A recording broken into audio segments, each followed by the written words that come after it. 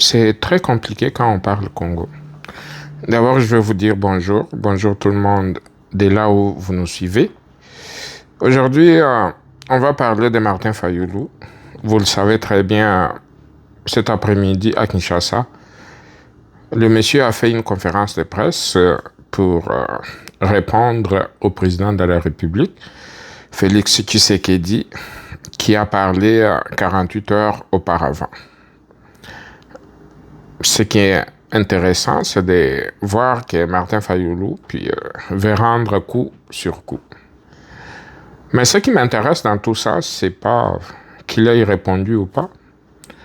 Moi, à sa place, si je vais répondre à Félix Tshisekedi, puisque l'essentiel de son propos concernait le référendum sur le changement de la Constitution et surtout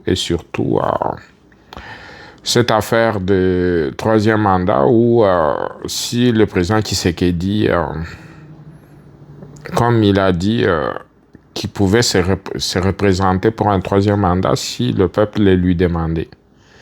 Donc, ça fâchait Mafa. Et Mafa, dans sa colère, veut absolument que Tshisekedi puisse se rétracter et puis s'en aller en 2028. Dites-moi un peu, là, en 2028, Tshisekedi s'en va, il laisse le pouvoir entre les mains de qui? Ça, c'est quelque chose que j'aimerais apporter de précision. Puisque là, à un moment donné, on ne comprend pas qu'est-ce qu'on fait et qu'est-ce qu'on ne fait pas. Et j'ai même entendu que Corneille Nangaa veut que Tshisekedi s'en aille en 2028. Tiens, lui, il nous a promis qu'il viendrait chasser Tshisekedi depuis le mois de juin passé, de l'année passée. Mais là, c'est toujours pas encore arrivé. Et là, il est rendu à demander aussi que Tshisekedi ne puisse pas se représenter en 2028. Comment voulez-vous, là? Lui, c'est un expert en élections. Comment veux-tu que Tshisekedi puisse organiser des élections dans un pays en guerre? D'une part, il y a quelque chose qui ne marche pas dans sa logique. Et d'autre part, il semble qu'il ne comprend plus dans quelle direction il va. Et revenons sur Mafa, puisque l'essentiel de mon propos concerne Martin Fayoulou. Moi, à sa place là, j'organiserai une marche pour protester contre les propos du président Tshisekedi. Puis à ce moment-là, je démontre clairement le rapport de force sur le terrain, la capacité de mobiliser qu'il peut avoir. Et c'est ça, et ça seulement, qui peut faire fléchir le président Tshisekedi. Puisque venir juste dire que Tshisekedi n'a pas le droit d'échanger la Constitution et que Tshisekedi doit partir en 2028 dans un pays en guerre, comment on organiserait des élections avec les deux Kivu pratiquement hors giron de la Constitution, sous contrôle du Rwanda, et puis on organise des élections sans ces populations-là. Parce que je l'ai entendu dire que quand il a organisé des élections en 2023, Bunagana était déjà pris, ce qui est tout à fait vrai. Mais sauf que eux, si Tshisekedi n'avait pas organisé des élections en 2023, qu'est-ce qui se serait passé? Ils auraient pu surfer dessus pour exiger soit un gouvernement d'union nationale pour qu'eux puissent se retrouver aussi, soit demander au départ de Tshisekedi. Mais aujourd'hui, à cette époque, la portion en termes de population, Bunagana, par rapport à l'ensemble de la République, ou des deux Kivu presque amputés, c'est pas la même chose. C'est les populations de Goma et de Bukavu et puis de Rutshuru et tous ces territoires occupés, c'est un pan important des terres du Congo.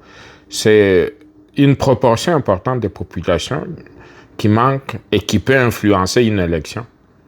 Puisque souvent, ça se joue depuis qu'on a commencé cette démocratie, habituellement, là, ça se joue à peu près 2-3 millions de votes de moins ou de plus. Et l'ensemble des populations de Goma et de Bukavu peut faire pencher la balance pour l'un ou l'autre. Donc, le fait que ces deux provinces-là puissent manquer, donc ça peut amener à faire en sorte que la légitimité même du pouvoir soit entachée. Et pour revenir encore, dire qu'il faut absolument qu'on ait des élections en 2028, c'est s'en foutre du peuple. Donc, s'ils sont forts, là, la première des choses que j'aimerais voir Mafa faire, c'est appeler à une manifestation monstre dans les rues de Kinshasa et d'autres villes de la République. À ce moment-là, on pourra mesurer la température et le rapport de force. Sinon, c'est comme quelqu'un qui crie dans le désert. Quand tu cries dans le désert, il n'y a personne qui va t'entendre. Quand tu ne démontres pas clairement le rapport de force sur le terrain, ça veut dire que tu vois à peu près rien. Puisque moi, je pense que Martin Fayulu fait erreur de faire une conférence de presse pour juste s'opposer, puis ne pas aller plus loin. Plus loin, c'est convoquer une manifestation, puis démontrer clairement de quoi il est capable. À ce moment-là, Tshisekedi pourrait regarder pour dire oui, la population, une bonne frange de la population n'est pas d'accord avec mon propos. Mais là, venir nous dire que non, Tshisekedi doit partir en 2028 et puis tout ça là, c'est un peu comme un jeu d'enfant et que Martin Fayulu doit passer de la parole aux actes, puisque faire un discours qui va juste rester un discours des réseaux sociaux, je pense pas qu'on vote sur les réseaux sociaux et que la mobilisation des réseaux sociaux ne reste que dans les réseaux sociaux. Et donc, Martin Fayulu, s'il veut nous démontrer clairement qu'il est fort, qu'il a une population derrière lui, puis qu'il est écouté, il n'a qu'à organiser une marche qui va rassembler des Congolais à travers toutes les grandes villes de la République. Puis à ce moment seulement, on pourrait dire que l'opposition a parlé. Mais là, juste venir nous dire des propos un peu vides d'essence et puis s'attaquer au président Tshisekedi pour dire qu'il a roulé. Puis pendant que le maître rouleur, c'est lui. On se souvient à Genève, il avait promis qu'il voterait pour le président Tshisekedi, puis il n'a jamais voté pour lui, alors que Tshisekedi avait voté pour Martin Fayulu. Aujourd'hui, il parle qu'il a rencontré le président Tshisekedi, puis que finalement, le président Tshisekedi l'a roulé. C'est l'arroseur arrosé, puis c'est des bonnes guerres, puis on avance dans tous les sens. Donc voilà un peu ce que je voulais dire, puis je vous demande de continuer à vous abonner, puisque on veut faire progresser la cause du Congo.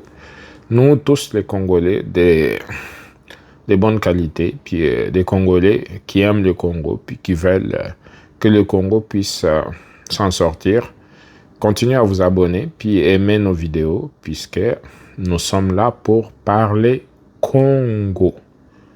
Bonne journée et bonne soirée chez vous.